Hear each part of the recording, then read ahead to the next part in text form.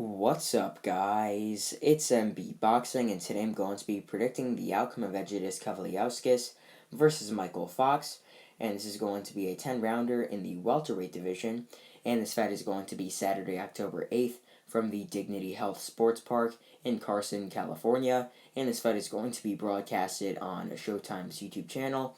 And to get into both fighters' resumes, Egidijus Kavaliauskas, fighting out of Lithuania, holds a record of 22 wins with 2 defeats and 1 draw, with 18 wins coming by way of knockout.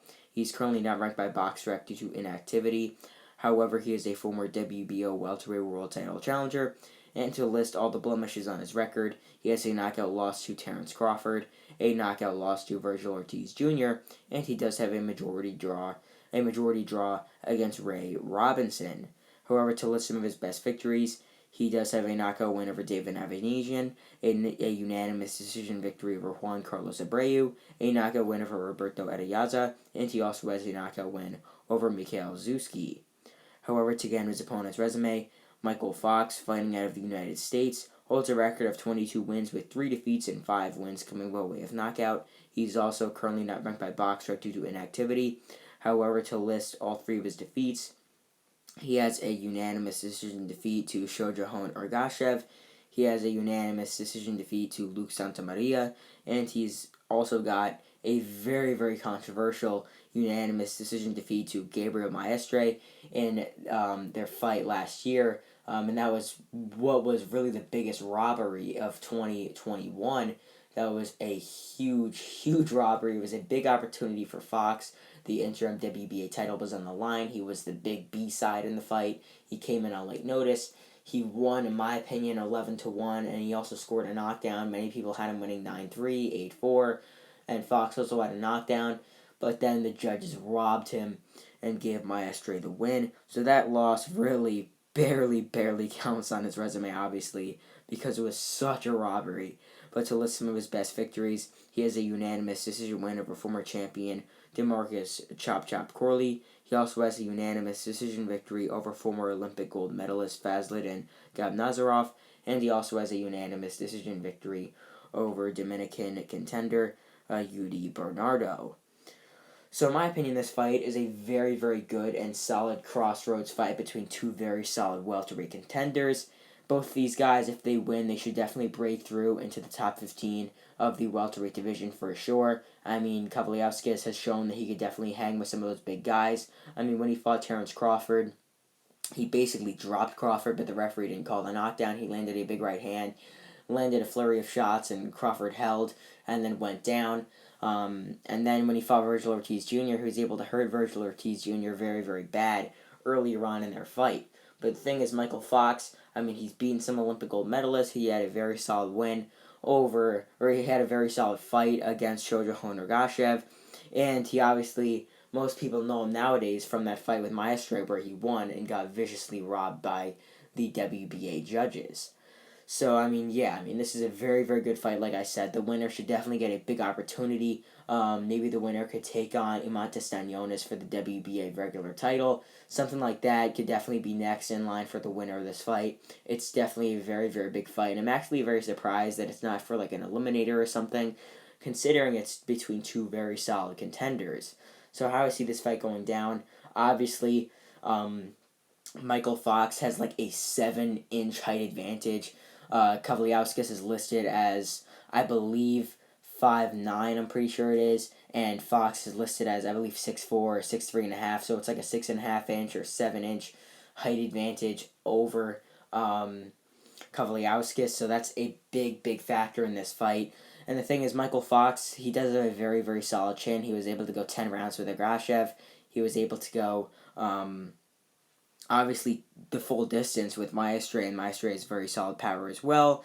And he fought some very, very solid fighters where he showed that he had a good chin as well. So I think it's safe to say that Fox has a solid chin. I've been seeing some people picking Kavaliauskas to stop Fox. I mean, who knows? It's boxing. Anything can happen. But I just simply don't think that's really possible. I think this fight is going to go the distance 100%. And although Kavaliauskas has good power, I just don't see him stopping Fox, in my opinion. So the thing is, obviously Fox, I mean, in most of his fights, he hasn't shown that he has the greatest power, but he's a very solid boxer. He has fairly good speed, some good defense as well, solid footwork, and he likes to utilize that jab on the outside. He keeps his opponents at bay with the jab, fires off that counter right hand off the outside. But for Kavaliauskas, I mean, his main goal in this fight is going to be to come forward, to get into Fox's guard, to throw combinations to the body, to try and wear him down, break him down, and really just beat him up in this fight. But for Fox, obviously, his main goal is going to be to box on the outside and to just outbox Kavaliauskas and get a win on points. And that's what I think is going to happen. I think that the height advantage is just too big for Fox. And the thing is, I think that Fox is a very solid boxer on the outside. We saw that against Maestre. We saw that against a lot of the guys he's beaten. He just likes to box on the outside. We saw that against Fazladin Gabnazarov. His name is a little hard to pronounce, but yeah, that was a very solid win, which was an Olympic gold medalist that Fox got. So yeah, I mean, Fox in this fight, I think he's going to box his way to a decision win. And I think that being that his style, some judges don't really favor. I think that one judge could have it very, very close, like a draw, and the other two could have it pretty close or clear for Fox. But how I see this fight going down round by round, I really think every single round will be fought very similar, with Fox boxing and jabbing on the outside, and Kavaliauskas trying to come forward and break Fox down. But I think it will be fought really between two halves. I think the first half of the fight will be very, very solid and easy to score for Fox, but the second half will be a bit more gritty and harder to score, based on the fact that I think that, I mean, both these guys normally have most of their success later on in the fight. Obviously, Kavaliauskas has got stopped both times late, but the thing is, Fox doesn't have that power, in my opinion, to stop him. He might get a flash knockdown, maybe with just a counter shot, but I don't think he has really the power to stop him. But, I mean, the thing is, Fox, when he fought Luke Santamaria, when he fought Maestre, I mean, primarily the rounds that were the closest or that he lost were late. So, yeah, I think that even though Kavaliauskas hasn't had that much success late in his biggest fights, I think that in this one he will.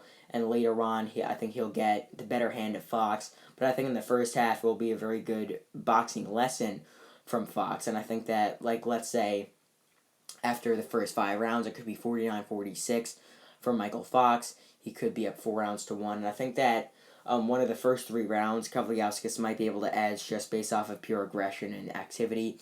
But I think from there on out, Fox will get into a rhythm.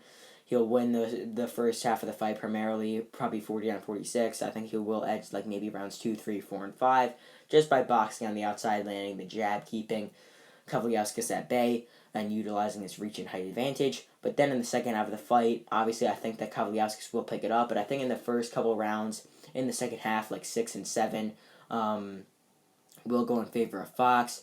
And then maybe rounds 8, 9, 10 will be pretty clear for Kavaliauskas. One of them might be close, could go either way. And yeah, I do think some of those rounds that Fox will win will be pretty competitive. Like, one judge might be able to edge some of them to Kavaliauskas. Some of those rounds that could go to Kavaliauskas late, or like one of them could go in favor of Fox. But in total, I think that Kavaliauskas, like, based off of a fan's score, like just an unbiased fan watching this fight, not a judge who's impacted by the crowd, by promotion, by whatever, who knows. I think that really just by like just looking at this fight at eye value, I could definitely see this fight being like 96-94, like 6 rounds for Fox and 4 rounds for Kavaliauskas. But I think that the judges, obviously, since they always see it differently, you rarely get a full like judges unanimous decision. I think that one judge will have this fight 95-95, a draw, giving one other round to Kavaliauskas, and I think that the other judge will have it 97-93 for Fox, which is a bit more wider in favor of his boxing